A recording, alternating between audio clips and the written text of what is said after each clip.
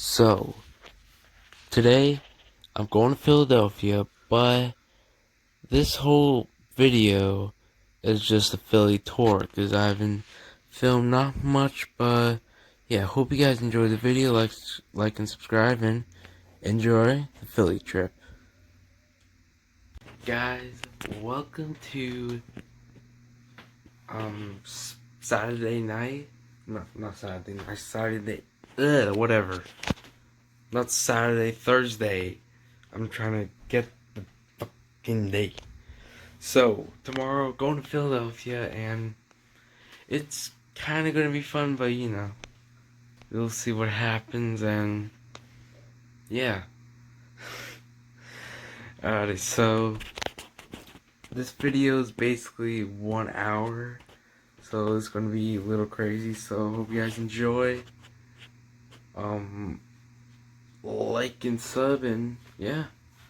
So hope you enjoy the video, and yeah, let's get this video on. I'm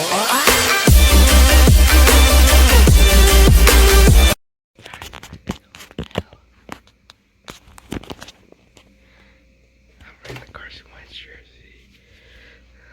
This is our room. Yeah, it looks amazing. Can't believe this. So we're outside. Oh yeah, we went to the stadium, but the coronavirus, so we couldn't get the tour. Looks amazing. Guys, if you've ever been to Philly, you should really go. Got TVs, couches, I want to be in heaven, so see what else I can film. Yeah. That'll probably be like, so yeah, this video's coming out in 4 days, so yeah. But this is Friday, March 13th, Friday. Yeah. We'll see what else I can film. See you guys is there. Yeah, the farmers have completed their harvest and settled in the winter, Falcon soldiers, as well as camp followers waited.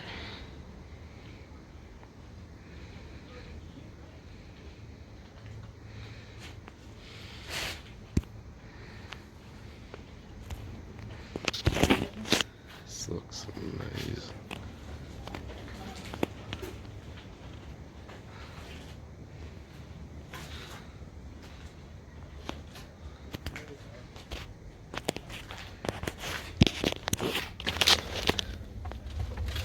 Yeah.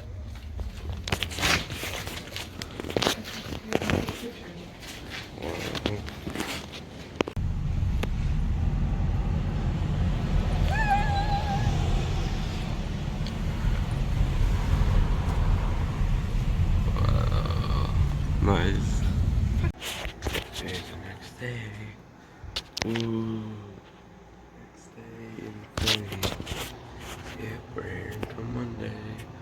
Look at that. Oh my god, we're the best bright car out there. Yep. Going to Target, but we're going on the bus and do like a bus tour and maybe see others. I'll see you guys later today. Or wherever. 1953. This is actually the back of the building, though. The front of the building is looking out over the park. And that park was part of the building plan originally, as well as a lot of the historical buildings. But here on Chestnut Street, this is where the first United States Supreme Court sat. There's Benjamin Franklin's Philosophical Society, the first bank, the second bank of the U.S., Carpenter's Hall, Newman's Hall, a Liberty Science, a Maritime Museum, City Tavern, the Old Customs House. So it's worth walking around this area just to see the buildings, and they all have information outside as well. And of course, even though this is the oldest part of the city, does not mean there's not more modern buildings. This is the Philadelphia Bourse, and this was the first commodities trading center in the United States. You can see by the banner, opened up in 1895. It's not that anymore. It's a food court downstairs. At the end of the tour, we come up Market Street here. There's all kinds of restaurants down on Market Street, and even though we're in the historic park, they're not tourist trap type restaurants. They're regular Philadelphia restaurants. There's Sonny's cheesesteaks, Campos cheesesteaks, and all kinds of things. This statue used to be in Fairmont Park. It was part of our International World's Fair in 1876. Our first Jewish congregation synagogue was here. It's now south of us on Spruce Street. Congregation Mikveh Israel since 1740. And then this is Christ Church Burial Ground. This area got so populated and had so many buildings. Christ Church is at the end of the tour 4 blocks away. They had no room around the church to build a burial ground. And our friend Benjamin Franklin's buried right in the corner. Across the street, the United States Mint is the largest mint in the world, and we were the first mint after the Revolution here in the United States, or the Philadelphia Mint. The Constitution Center, of course, where else but Philadelphia? When you look over at Independence Mall, that's where the Constitution was built. Of course, getting it ratified was a little different. That took about 9 more months. Alexander Hamilton, John Jay, and James Madison doing all kinds of writing, especially Hamilton on the Federalist Papers, as well as riding around on horseback to the 13 states trying to get that ratified. They did finally do it, but Alexander Hamilton has gotten back on stage again. He just won't stop his singing and dancing. This is the Federal Reserve of Philadelphia here. There's 12 Federal Reserves in the U.S. Okay, folks, we have another detour, but that's okay. We'll see something else. But there's 12 Federal Reserves. This is actually a federal courthouse. Don't mistake that for a museum. We were on the other side of this street, and this is Market Street that runs east and west, and this was the center of the city between the north and the south. Going in the other direction, not through City Hall or what had been a park, is Broad Street that goes north and south. That divided the city into 4 quarters. William Penn's hope was that if there had been any kind of large fire, the fire could have been contained in a quarter of the city. Luckily for Philadelphia, that didn't happen though. Because you get on the other side of 5th Street on Market Street, back in the days of the Revolution and before, had a street market that wasn't pulled up right in the middle of the street, so many buildings. And then Front Street and what I'll point out, Dock Street was full of warehouses and buildings would have caught on fire quickly.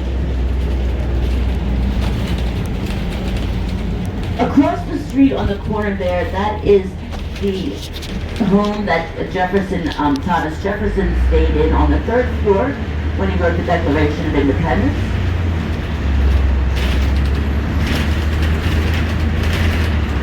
And Philadelphia has a mural arts program. We actually have more than 4,000 murals in Philadelphia. We don't see that many of them on the tour. It was started to inhibit graffiti, and they're all throughout our neighborhoods. But there is one on this wall right here, very colorful one. You can see Philadelphia City Hall in front of us. And to the right-hand side, this is our old gallery mall. It's in there. It has been closed. It's open now. It was closed down for about 5 years while they redid the whole thing. Now that it's open, there's a lot of, not giant stores because it's inside the city, but a lot of large stores like Columbia and Skechers. But there's also a little store in here now if you like jerky. The only thing they sell is jerky. I don't know how long that'll last, but it's in there. There's also a bowling alley and a movie theater. We're going to be coming up here and then we're going to be turning in and we're going to be hitting Philadelphia's Chinatown. Chinatown was built up during the late 1800s almost exclusively by men. The United States put the Exclusion Act into effect in 1882. Now you can see that's the mall there. In 1882, not allowing anyone from China or East Asia into the United States. This law stayed in effect until 1943. Most of the men settling here had been miners and worked on railroads out west.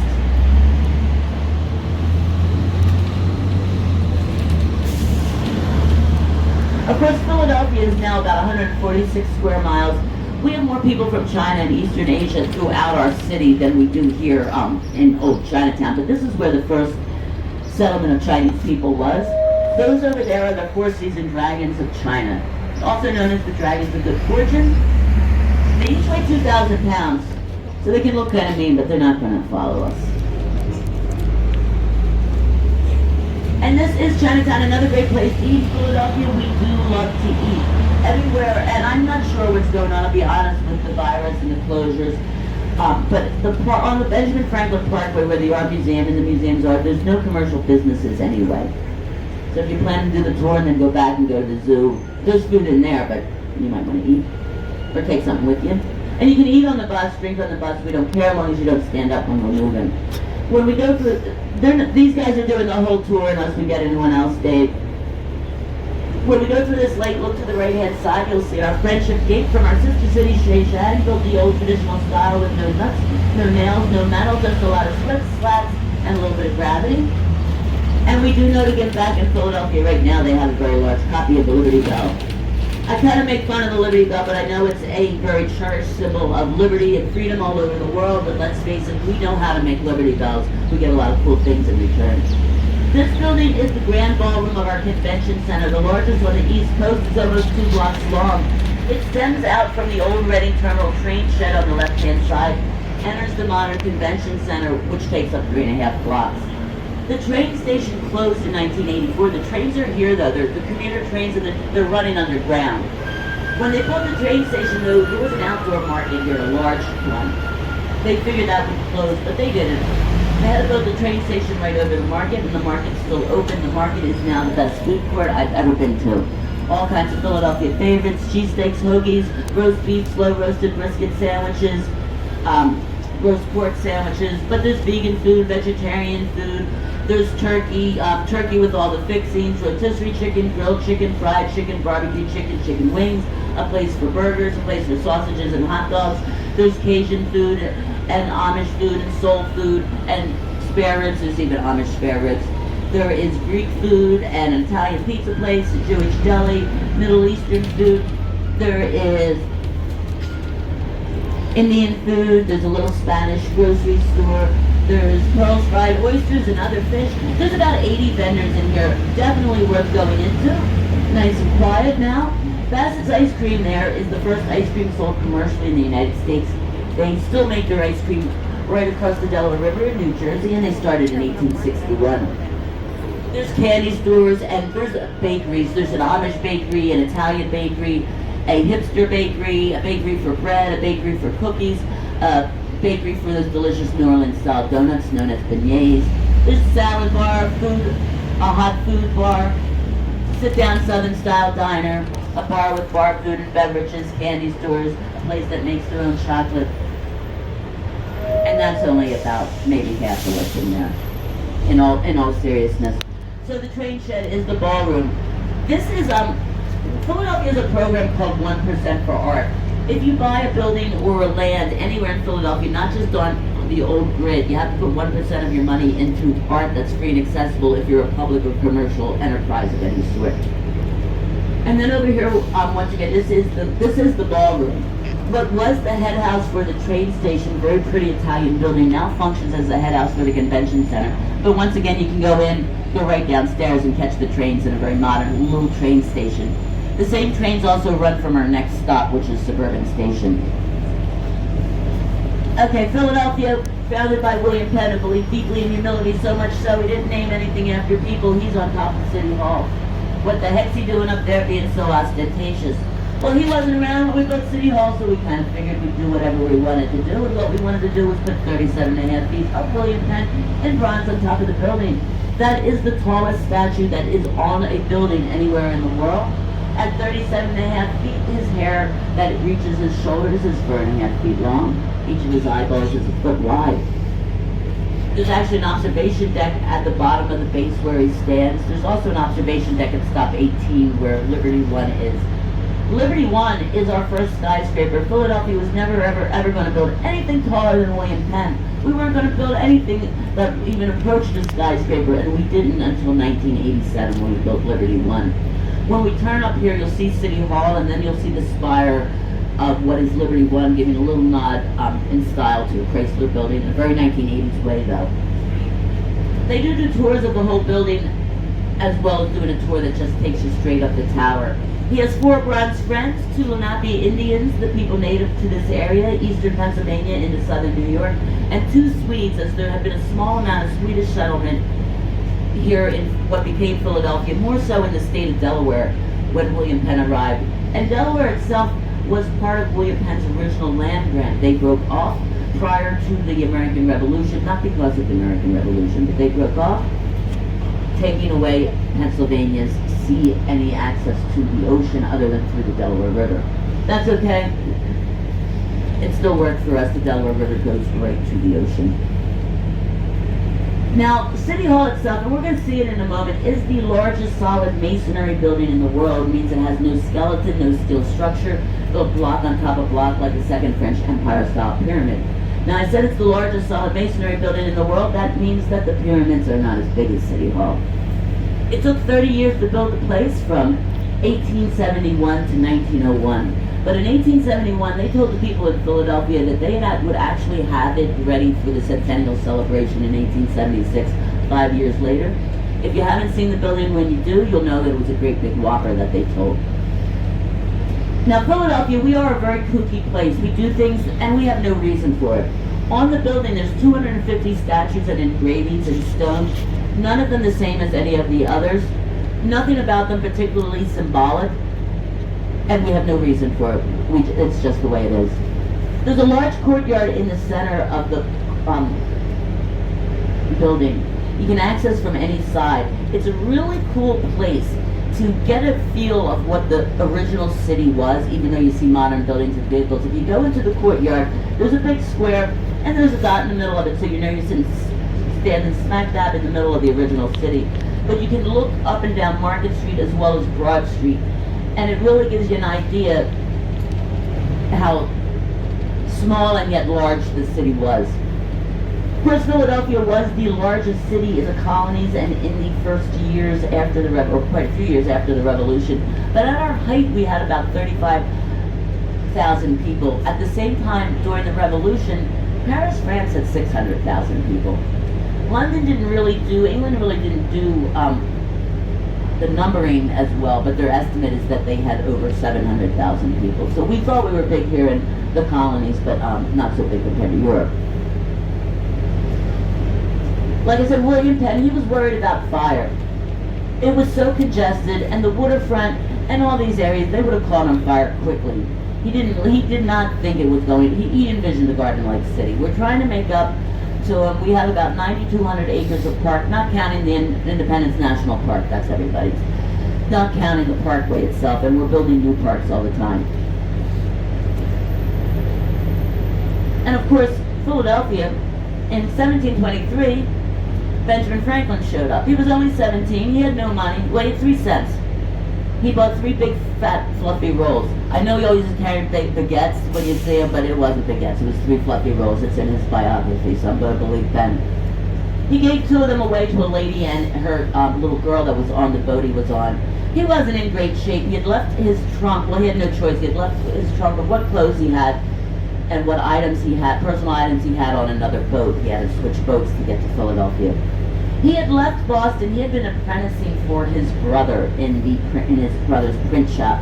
They didn't get along, at least not while he was working for him, and he basically just ran away from that place and came here. He did eventually get forgiven quite quickly by his father, a little later in the years by his brother. Like I said, he had no money, but he did have experience in the printing business, so he was able to find a job. And although Benjamin Franklin, considered one of the smartest men ever in the United States, he was as easily duped as anybody. He was here in Philadelphia. After a few years, he had met a gentleman. Seemed quite wealthy, this gentleman. He suggested that he wanted to help him open up a print shop, which would make sense. He'd make money off it. But he told Benjamin Franklin he had to come over to England to pick out what he needed for the print shop. Benjamin Franklin did that. When he got to England, he found out this man had lost all his money and had gotten a little bit funny in the head. He didn't have any money. Benjamin Franklin was stuck in England. This was before he was a diplomat, ambassador to anything. It took him a couple of years working to make enough money just to come home. So anybody can be duped, keep that in mind. But Benjamin Franklin, as far as fire, Benjamin Franklin, he simply did everything. He invented the Franklin stove. That actually made heating the house not just more economic, but a lot safer. William Penn worrying about fire. William Penn had been in Ireland during the Great Fire of London, so he'd seen the aftermath. Everyone knew to worry about fire, but he was particularly worried.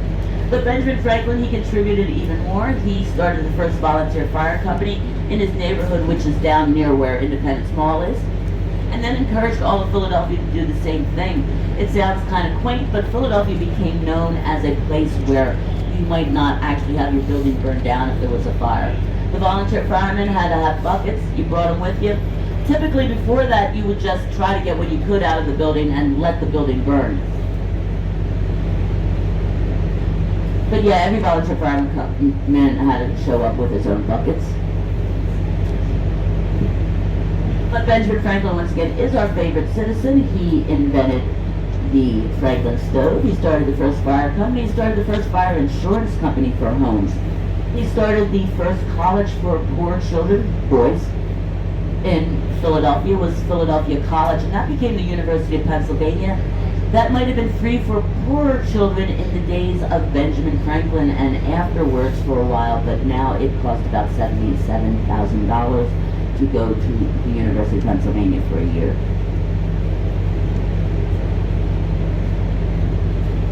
And I'm going to stop talking about Ben because I could quite honestly talk about him forever. He really did live about 3 lifetimes in one. When we do move up here, we do have the largest rotating hard rock guitar. The larger one used to be in Las Vegas, Nevada, but they closed down their casino, and I don't know where the guitar is. A larger guitar, though, it doesn't rotate. It's actually just about an hour away in Atlantic City, New Jersey at their casino restaurant. When we do turn up here, take a look to, I don't want you to hurt your necks, but the head house is much more impressive on the front side of it.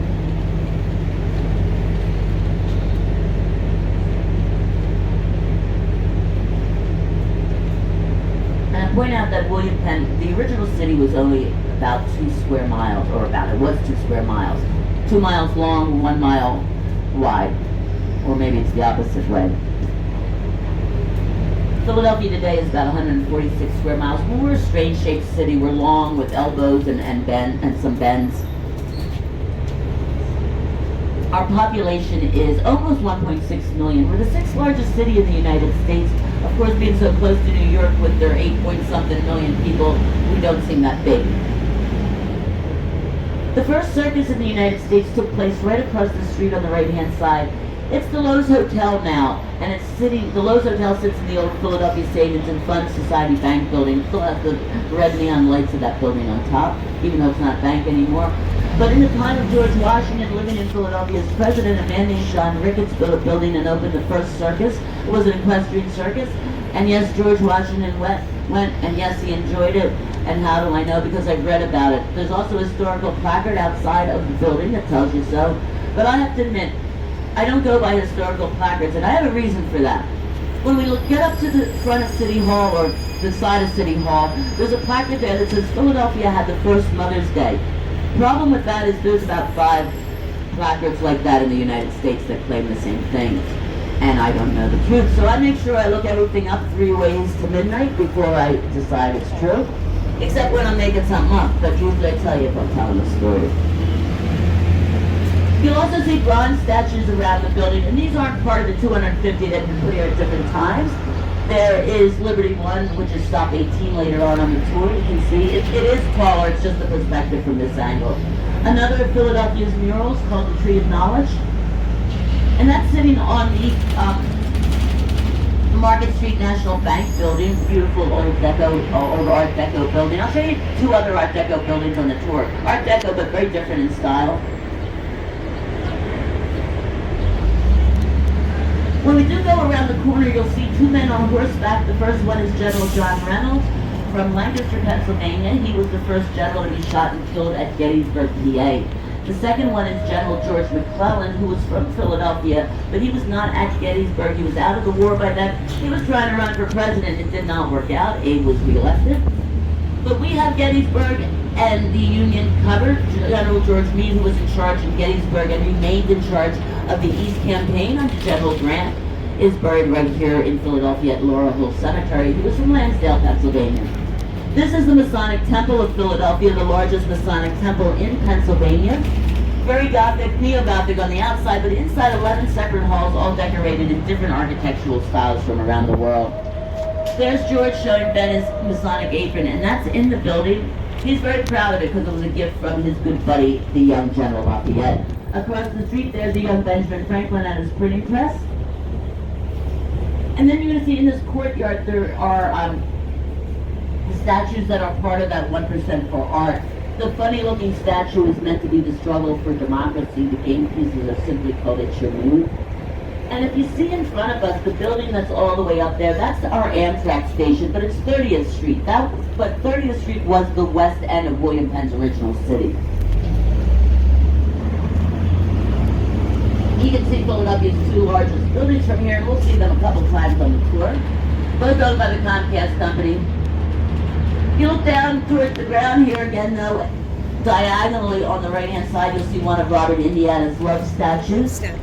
And it's looking right center down the Benjamin Franklin Parkway, the only large diagonal street in William Penn's original city. The parkway, the street itself was completed in 1918, most of the buildings by 1930. The round building used to be a visitor center. They are making it into a cafe. They've been doing that for about 5 years. I think they're having fun. Another Art Deco building, very different in style, the suburban station, the same commuter trains as where we were. But if you look at the Pennsylvania Railroad, and if I told you originally coming out of here was also the Short Line, the B&O Railroad, and the Reading Railroad, you'd know where Monopoly got the railroads from. They also got the Waterworks from the old Reservoir Waterworks here in Philadelphia.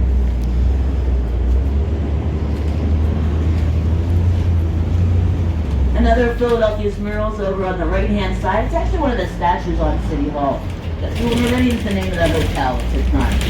And a beautiful, colorful standing mural, some of Philadelphia's first circus, first zoo, first locomotive, first steamship, first stainless steel plane, first flag, first flower show. For some of them. We like to have our first. You guys deal with New York too, you know what it's like. They try to take everything. Our Holocaust Memorial statue over here. And then coming up here, you'll see a green dome, and you'll see the church in a moment. It's the Basilica Cathedral of St. Peter and Paul. You'll see one of Robert Indiana's love statues across the street. It was a gift from the artist when Pope Francis visited us in 2015. And remember, no, we're not all Catholic in Philadelphia. We believe in the freedom of religion. We all felt perfectly free to come out and look at the Pope. He spoke here, like I said, and at the Art Museum.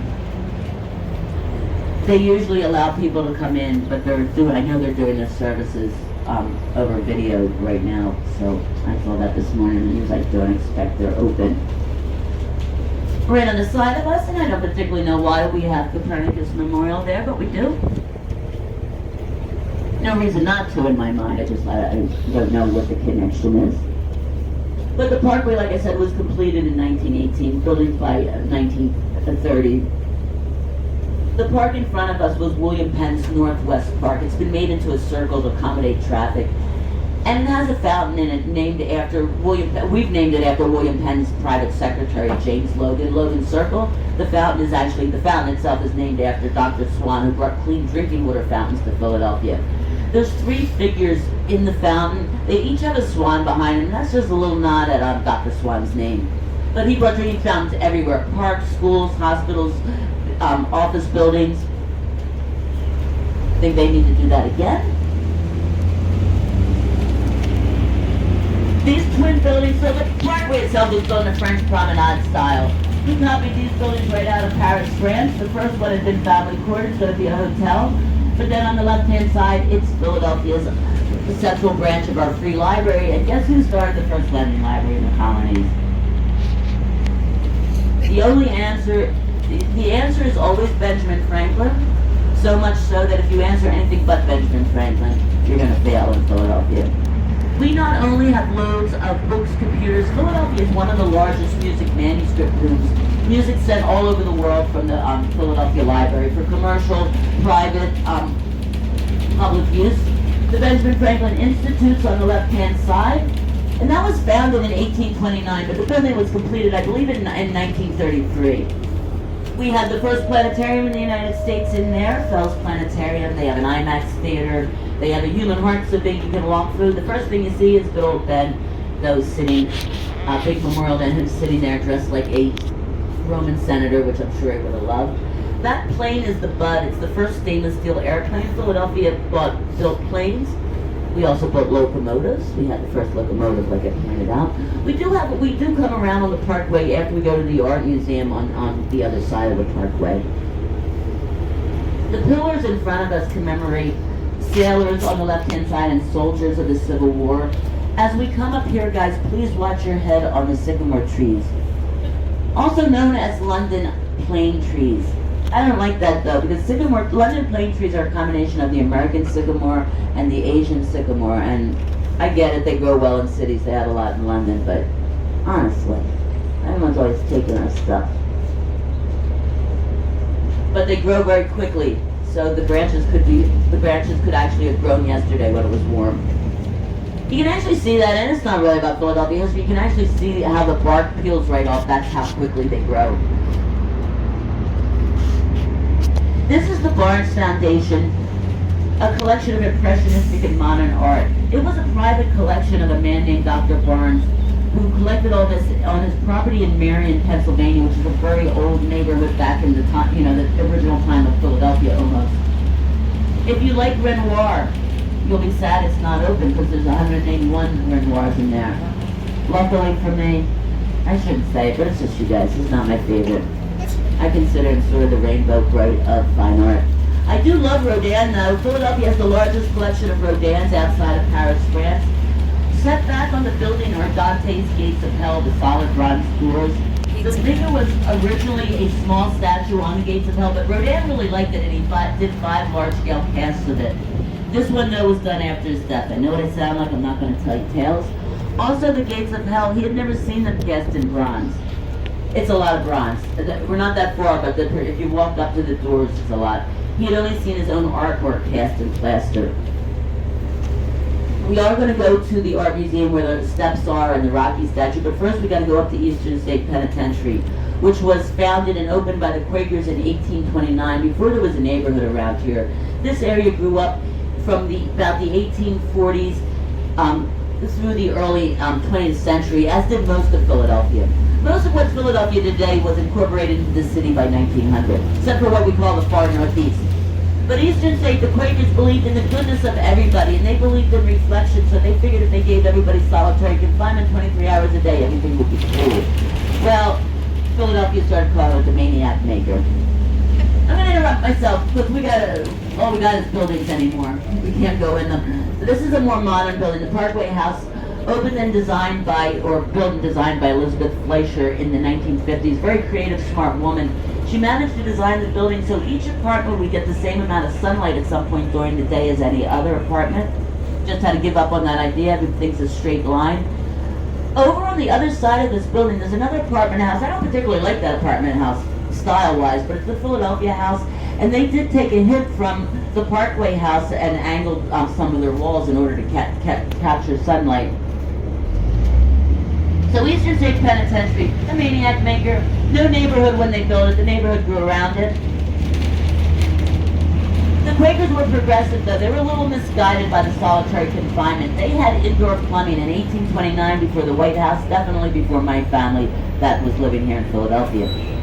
I call them the shack dwellers.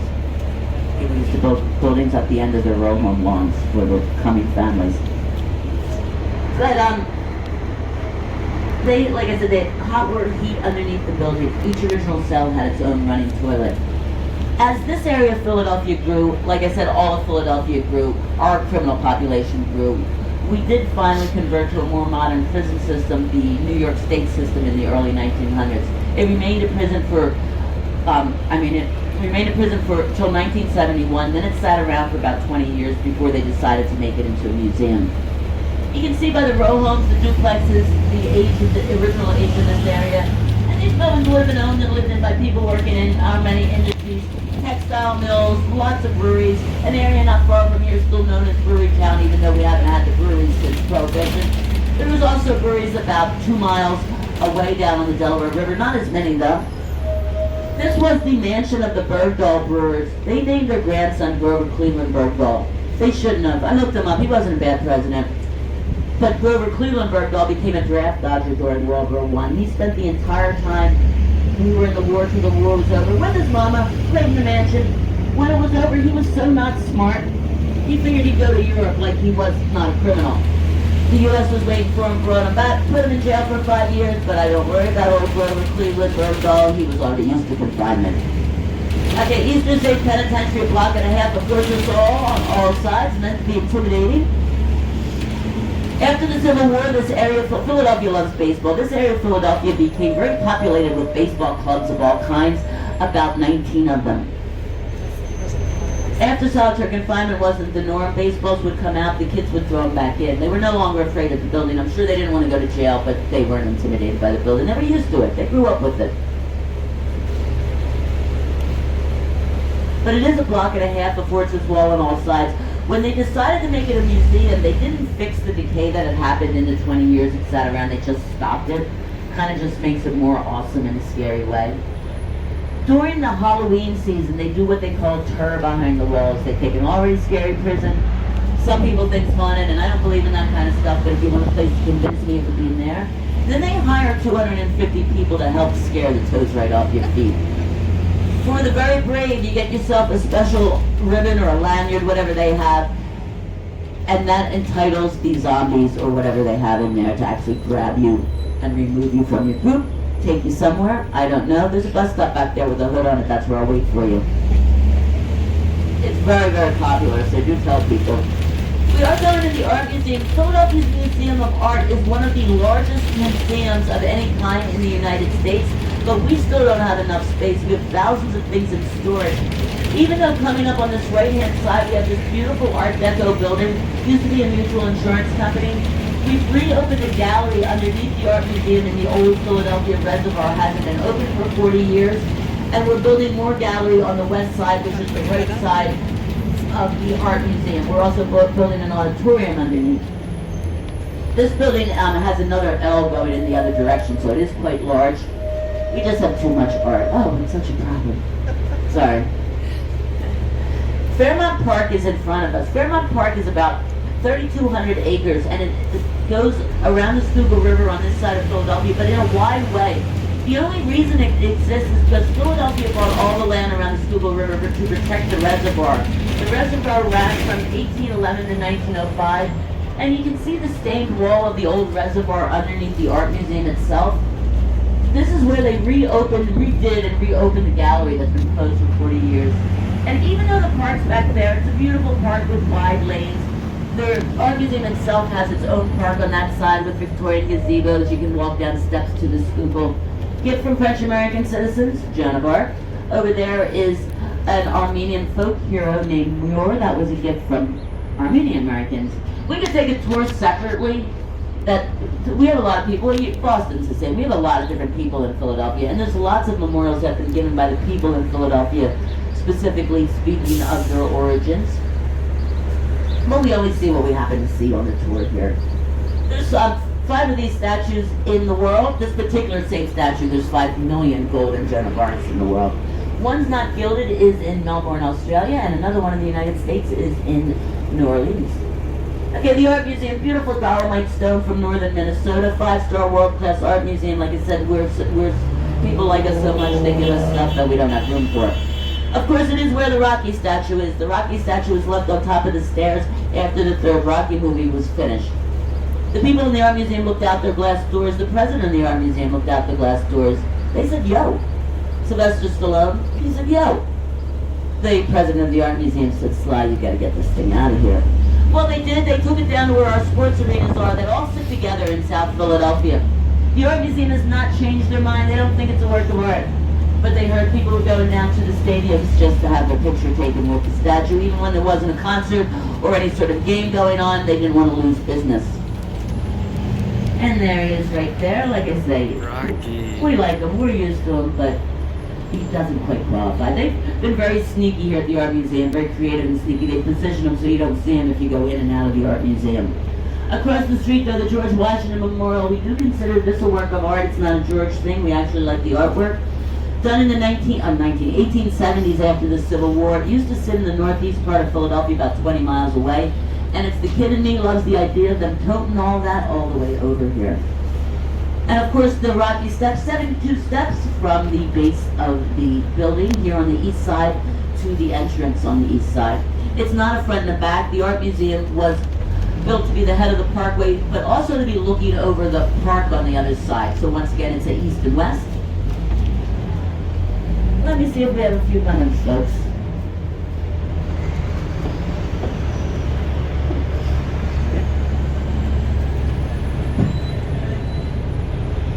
We have about 10 minutes, folks, if you want to come down, grab some pictures, Want to do that? Grab run the the pictures lots now? and steps, Sure. anything like All that. right. All right, we'll do that.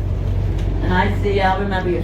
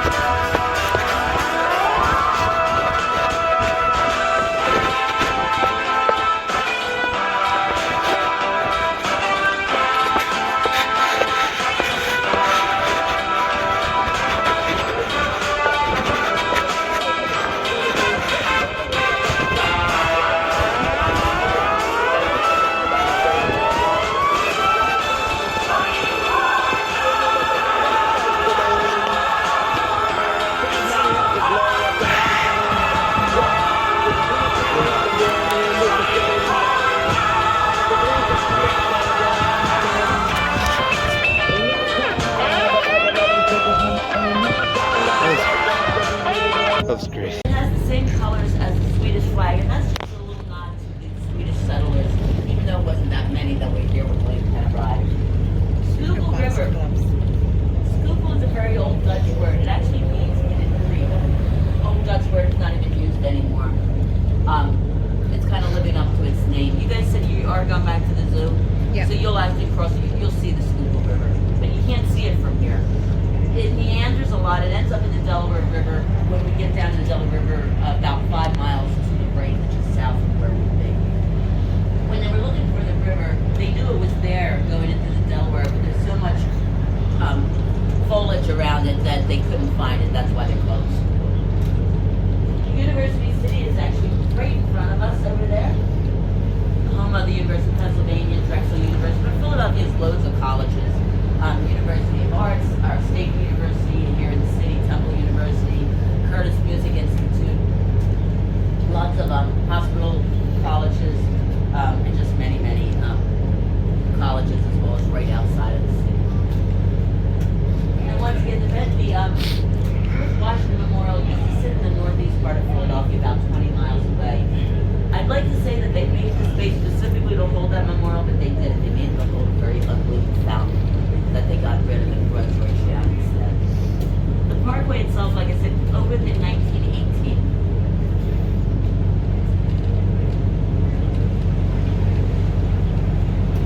We use the parkway, like I said, we're not French. You give us half a chance and we close down the entire parkway. We have carnivals, marathons, parades. Philadelphia had the first Thanksgiving Day parade. We celebrated our 100th anniversary last November. And of course, Philadelphia's favorite holiday is the 4th of July. So much so that we celebrate the 4th of July for 9 days before the 4th of July. We have 2 nights of fireworks on the Delaware River. We have fireworks twice here at the Art Museum. We have 3 movies in the park. They do the original Rocky movie right here on the steps. 3 concerts in the park. Philadelphia Pops play the night before the 4th of July outside of Independence National Park. Next to the Visitor Center, we have free ice cream day. We have free Tasty Cake Day, that's our snack cake. And we have free Hoagie Day, which is an exceptional day. They have people all over, it's not one line. They give away Italian hoagies, they give away turkey hoagies. They give away iced teas, lemonades, quarters, and bags of potato chips. As you stand in line and you're trying to figure out, because you know everybody wants 2 hoagies, especially if there's 2 kinds. Trying to figure out, what am I going to say? What am I going to say? By the time you get up there, they don't want to hear you. They don't want to hear anything. They're busy. They're just going to give you more hoagies, more chips, whatever you want. The job of the people that are all over the lawn is to get rid of the hoagies. They're giving them away. They're not taking in any money. As soon as they get rid of them, their day's over. So they like doing that, but we like doing that. But we do celebrate for 9 days. The 4th of July happens. We have a parade on Chestnut Street where Independence Mall was, just like they did on the first 4th of July after the Revolution, except that those 3 revolutionaries actually toted floats up the Delaware River, which is up a hill. We don't do that. When we have the parade, we give away a Liberty Medal that we mint ourselves. and then we all come out to the Parkway. The Parkway party starts at noon. There's music and entertainment all day long. Another parade right here on the Parkway in the early evening. And then famous performers, the Philadelphia Pops, play again. The fireworks go off over the Art Museum about 11 o'clock at night. And the whole thing's closed to traffic. The parking lot there has food trucks on each side, so does the next part of the street. But we close down the side streets as well. You bring food, beverages, even though there's these here lawn chair blankets, you can bring the dog. He's used to fireworks already.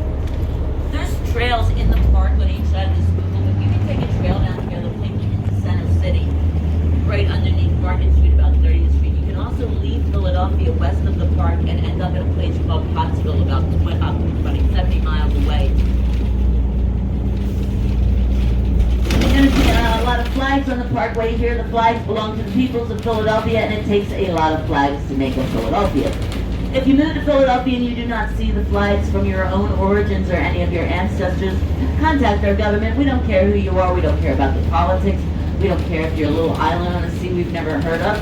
We definitely don't care what the nation next to you thinks of you. We don't even care what New Jersey thinks of you. The only thing you need to have your flag put up here is that there be enough people living in Philadelphia that their own origins are from that place or have any sort of ancestry.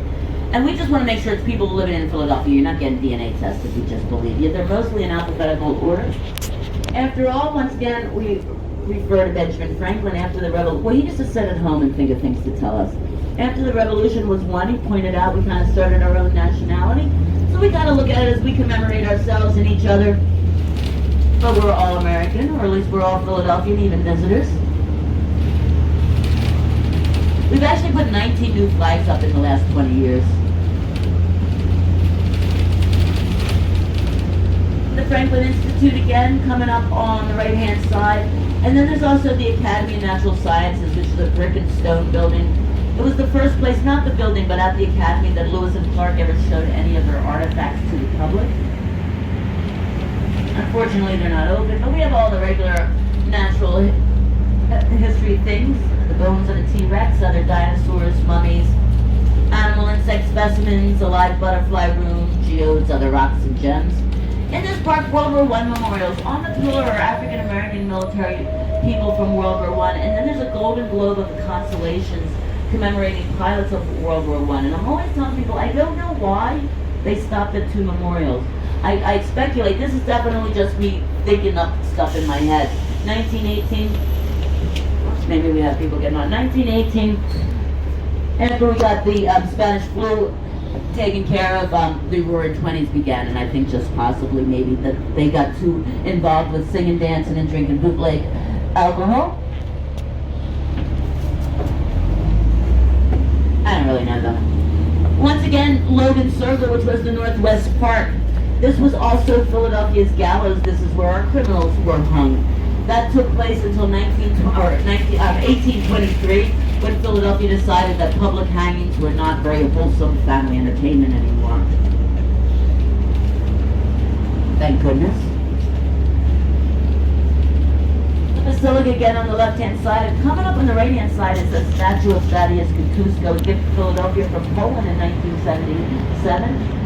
Thaddeus Kukuczko was also a gift to Philadelphia. He came here as a freedom fighter to fight for democracy and free government in a place he never intended to live, why I call him a freedom fighter. As an engineer, George Washington put him in charge of keeping West Point fortified. West Point was never breached by the British. He was also part of the very triumphant Battle of Saratoga that happened just before Philadelphia ended up occupied by those British. We're going to go right by our second tallest buildings. Our 2 tallest buildings are both owned by the Comcast Cable Company. The shorter one that we're going to go by is just under 1,000 feet. The taller one just about 1,100 feet. And the taller one's on the right-hand side. In between the two, there's an old Presbyterian church, and I always think it's cool when they don't tear an old building down. Inside their lobby, they have an LED screen. They have a lot of statuary walking around. Downstairs is a food court, usually open till 7 o'clock. Also access to all our underground transportation here in Center City. And then across the street is the Mellon Bank skyscraper. Philadelphia, we're a big love city. It's not the only place there's business in Philadelphia. You guys are familiar with Boston. I'm sure it's the same way, but this is the main center city business area. What would be downtown to other people?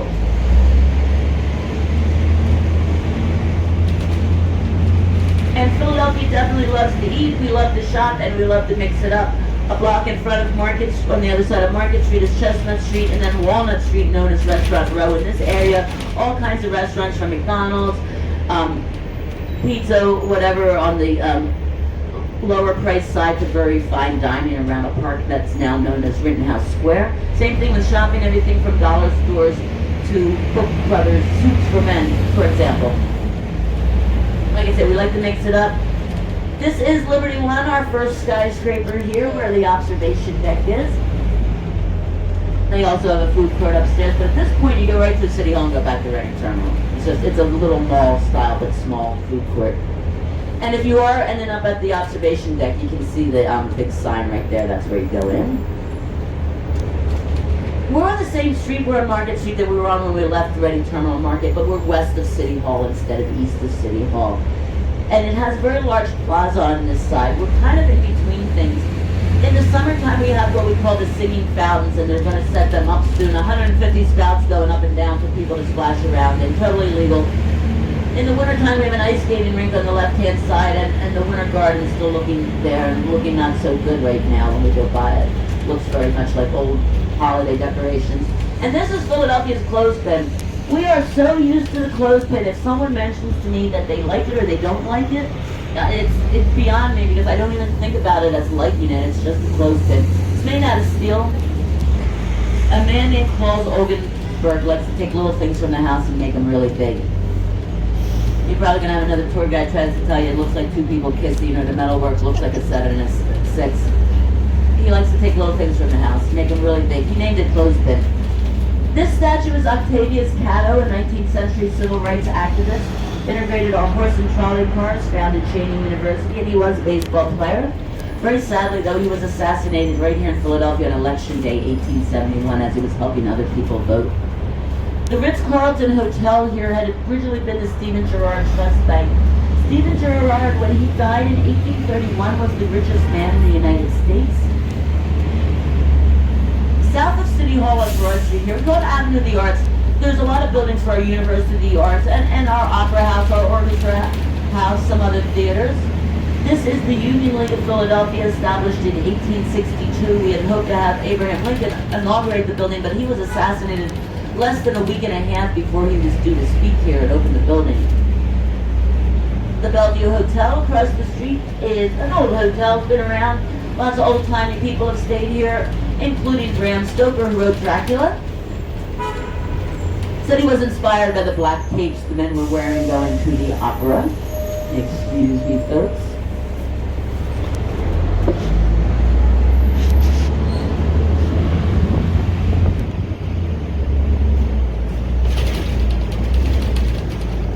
And this is the Academy of Music on the right-hand side, the oldest continuing operating opera house in the U.S. since 1857. We still have operas, Broadway shows, and all sorts of reviews, including comedians and graduations.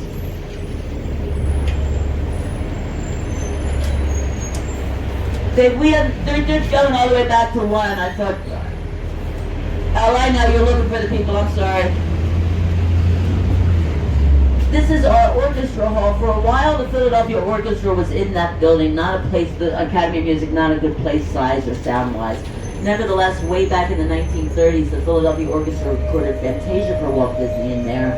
This is the Kimmel Center. This is our modern orchestra hall since 2005. The huge glass dome, the walls in no way touch an inside orchestra hall, huge, shaped like a cello, completely paneled with wood panels that they do things to change and fix the sound. I've taken the tour, but I can't. I understood when they were telling me, but I don't get it now. They also consider their lobby to be public space. There's a smaller theater in there, but public space meaning to say people are welcome to go in and out, as long as there's not a show coming in and out, which isn't going on right now, so you probably could do that. The building here on the right-hand side was one of the first schools for the deaf in the United States. And 65% of Philadelphians live in row homes all over the city today, mostly brick. and duplexes are considered Philadelphia-style homes. But we do have some condominiums. The Symphony House has their own symphony hall inside. But like I say, just like the shops, we can mix it up quite a bit. You go out of Philadelphia and there's some mansions and big areas, but we actually expect the rich people and the poor people to get along to a degree. We're turning on Pine Street, but the end of Broad Street, and Broad Street's 12.5 miles long, never bends or turns. It's where all the stadiums are. Underneath Broad Street is the Broad Street subway line, it goes the whole way. Then underneath Market Street is our Frankfurt L. It's still an L, even though it goes underground when it comes to Center City. We're moving east, and this area of Philadelphia was getting built up before the area around the Parkway and other areas in Philadelphia. This area was pretty much completely filled with buildings by the 1830s. Although you'll see a lot of buildings of different ages here, including ones up and through the early 20th century. But there's ones that are colonial in age as well. There's one little one right here on the left-hand side, past Dirty Frank's. And Dirty Frank's is a bar that opened up during Prohibition, like a week and a half before Prohibition ended. But they still haven't put the windows in. They do like Frank's though.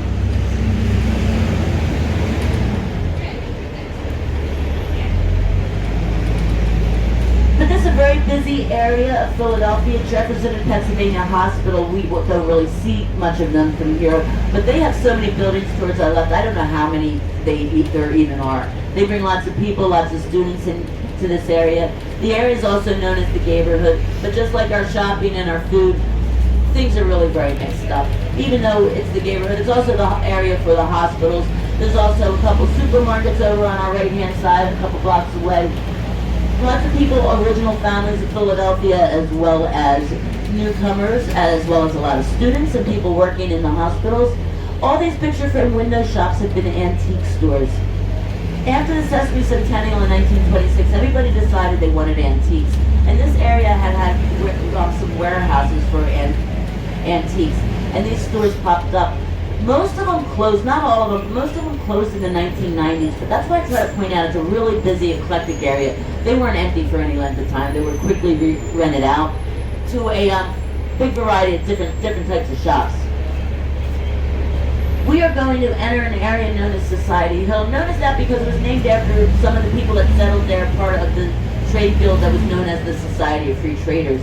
Also, these people have settled in a lot of areas close to Philadelphia and Pennsylvania. But this area of Philadelphia has more early American buildings than anywhere else in Philadelphia in a close area, not closed, but close area, anywhere else in the country. The reason for that is because Philadelphia was this area rather, was so run down in the 1900s. Buildings were absolutely boarded up. People that lived in the buildings were poorer, a lot were older. They couldn't fix the buildings, change them, that's why the buildings remained. Philadelphia actually didn't know what they were going to do. The neighborhood sits right next to Independence National Park to the left-hand side. I'm going to interrupt what I'm saying and point out this building now.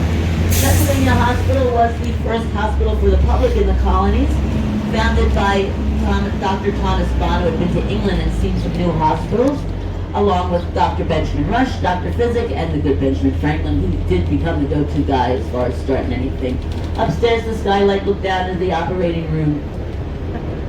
On a very sunny day, between 11 and 2, you could be scheduled for your operation. Some people drank whiskey, some people smoked opium. The average person just got clocked on the back of the head with an mallet.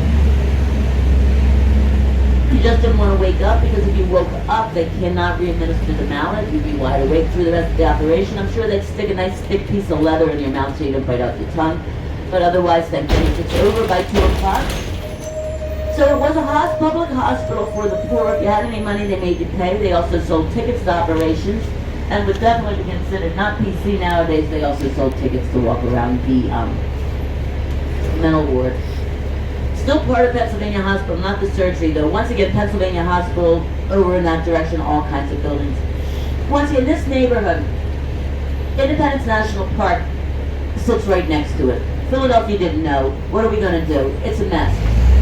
Our city planner, who was Kevin Bacon's father, It's a Small World, came up with a great idea. He said, let's sell the buildings on the cheap with the qualification. If you fit our criteria, you have to make them look so on the outside. And if you don't, you can't take anyone out. You can't build a replica. And you can't overbuild. They should do that everywhere. Meaning you can't build 3 mounts building in one lot. You can buy 5 lots and build all you want.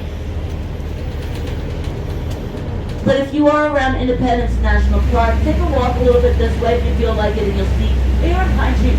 They're fairly large for the time and fairly simple, but there is a variety of different buildings, a lot larger, more impressive ones, as well as a lot of smaller ones.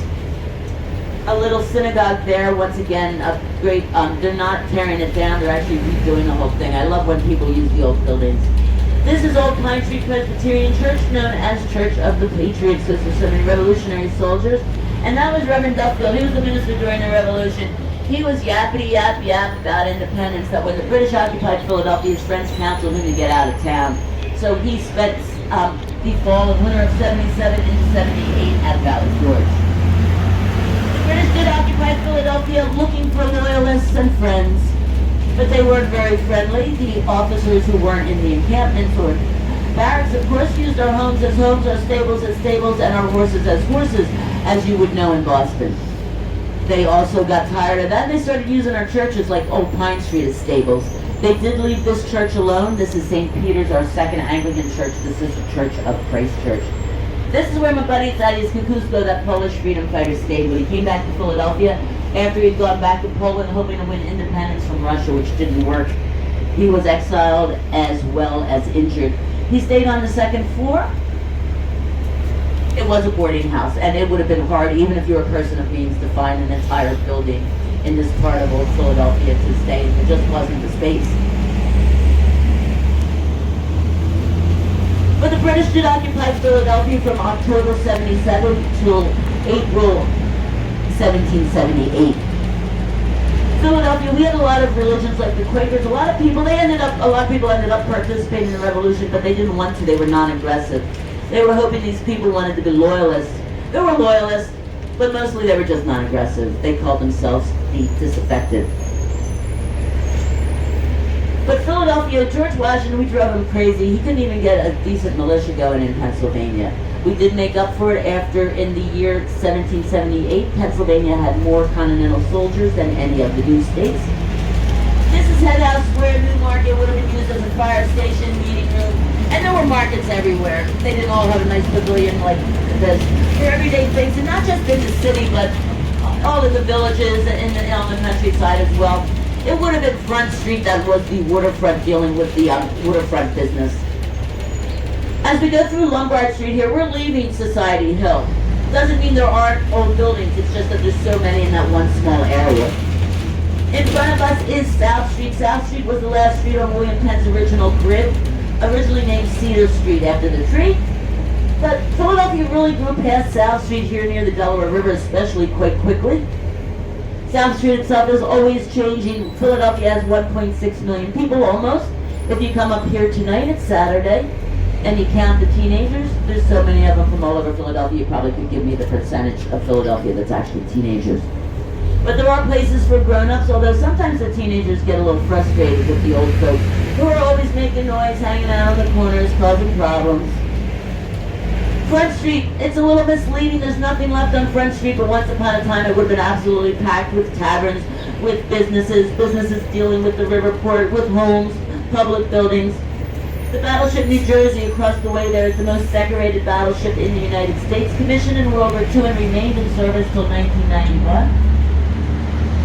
Of course, the Delaware River is the entire border between Pennsylvania and New Jersey, but Philadelphia, we're a big long city. We look at different parts of New Jersey. Over here is the city of Camden, though, right here across from Center City. Watch your heads. This is the Mouchalou. That's a Senegal word for fearless. It's a restaurant. It was Scottish-built, German-owned, used to take metal down to South America, but it also had a role in the second Godfather movie. So if you're ever watching the movie, it looks really good over Mouchalou. The Yellow Stacks is the flagship of Admiral Dewey, the Olympia, during the Spanish-American War. The ship was also in World War I. If you tour that, you also get to go on the Buchanan World War II submarine. So like I said, Philadelphia is long. We go almost 20 miles in front of us to the north on the Delaware River, about 8 miles behind us to the south. Our Vietnam War Memorial, Philadelphia had the most sad statistics. Most students from a public high school, 64 from Thomas Edison, and then 2 private schools, each had 27 casualties, tying for the most from private schools. But there's all kinds of things in the Delaware River. There's industry, there's other parks. Philadelphia has the Schuylkill River and the Delaware River. Then we have 13 creeks. Those are only the ones that weren't covered up for making roadways earlier in time. But we call it Penn's Landing. They'll put hammocks up here. They use shipping crates as food trucks. In the evening, there's wine and beer available. There's a little harbor for paddle boating. And then a great big wide brick walkway that goes the entire length of Penn's Landing. We're going to come down here and then go back on Front Street and hit Penn's Landing again. And the Delaware River flows into the Atlantic Ocean about 70 miles to the right-hand side, which is south. And Philadelphia, we still have a certain amount of shipping right on the river. We have had a lot of immigration as well, not just in the colonial days, but throughout the 17th, 18th, into the 19th century. Our last river immigration station closed in 1912, and it was about 1 mile to the right-hand side.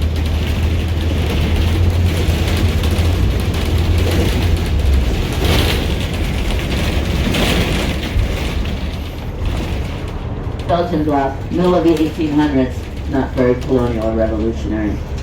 On the other side of the Houghton is our Seaport Museum. It tells you all about the Delaware River as a port, but also about its natural self. It actually flows down from southern New York all the way into the ocean, as I said. This is Dock Street. This was the lowest point. This is where all the shipping came in and out of. Philadelphia was actually building the merchant British ships before the Revolution. We gave that up. But things could come and go from Front Street or around Dock Street, which goes around a circle around those apartment buildings there. And there were warehouses all around Dock Street and in the area. So Front Street, like I said, would have been absolutely bustling.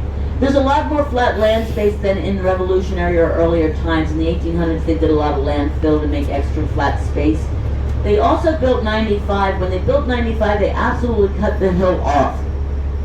So we lost a lot of hill. Philadelphia actually had 14 staircases in old Philadelphia to access the Delaware River. But this was the lowest point. This is where things came in and out of.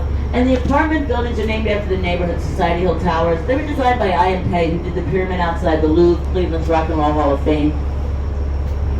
People make a big deal, and I don't mean I shouldn't be this way, but I can't help it. It's like, oh, they're not all the same size. Well, I know they're not all the same size. If you look long enough, to me you figure it out, but maybe it's just me. So this is 95. In this park on the left-hand side, we have a Marine Corps emblem statue and our Korean War Memorial at the end of the park. That stone and brick building, that's our current customs house. The old customs house is right behind it, and it's in Independence National Park.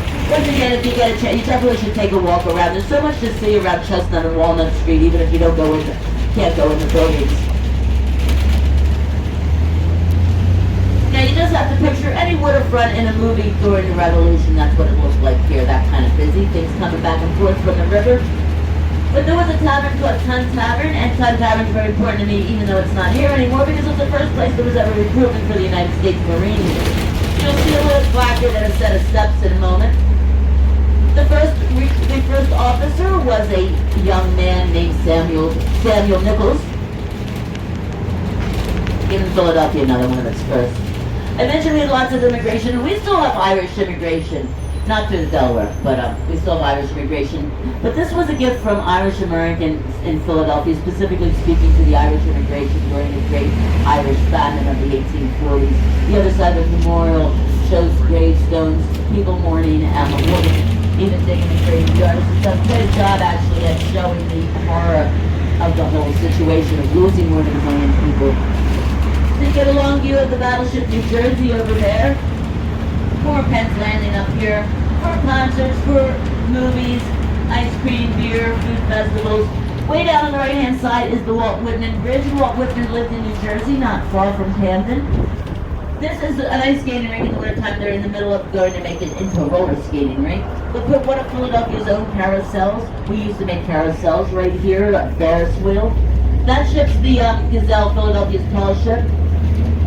In Camden, New Jersey, there's also Adventure Aquarium, a live outdoor concert venue, original Homa Campbell Soup. Then the good old Benjamin Franklin Bridge is 1.7 miles from Philadelphia, Center City, to Camden, New Jersey. You can walk or ride your bike over the bridge above the level of the traffic. There's also a small subway style train you can get at 8th and Market that'll take you across. In busier season, we have a ferry that goes back and forth, gives you a little ride around before it takes you. I don't care about the apartment on the pier. We love parks. We took a pier like that right next to the bridge and built a park on it. We like that so much we did another one on the other side. The steeple up there looking nice is Christ Church, our first Anglican church. They've been working on the steeple. This is our Lenape Indian chief, like I said, also known as the Delaware, also known as Turtle People. That's why he's standing on a turtle. I don't know if they did that in real life though. Right at the corner of 2nd and Market, the busiest place in Philadelphia, Benjamin Franklin opened up his print shop when he was 25, did retire from it when he was 42. It's a Frankfurt Old stop. And then here's Christ Church, the Betsy Ross House, Fireman's Hall, and Helper's Alley are right up that street around the corner. Of course now with the virus, but I would usually say even with the work going on, they're still open. Of course, the British are gone. They are not Anglican churches anymore. They're American Episcopal churches. No more street market in Philadelphia. They took it up when they started putting trolley tracks down in the middle of the 1800s. But this is a great place for hanging out and for eating. And like I said at the beginning of the tour, they're not tourists. Even though the park, we're in the park. They're not tourist restaurants. They're regular everyday things. I'm not saying you should go to 7-Eleven. There's a deli actually right back there.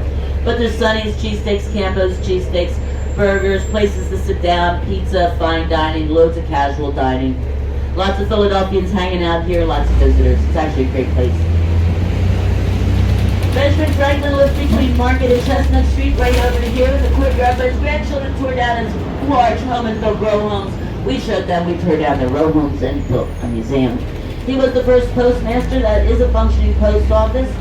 The print shop, though, did not belong to Ben's, although you can see what printing was like back in the 1700s. It actually belonged to his grandson. His grandson and daughter lived in the Franklin home. And I'm sure we're usually influenced by grandfathers, and we're all influenced by Ben as well.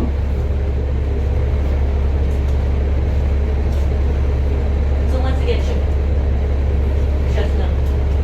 Chestnut Street is one block over on the left-hand side.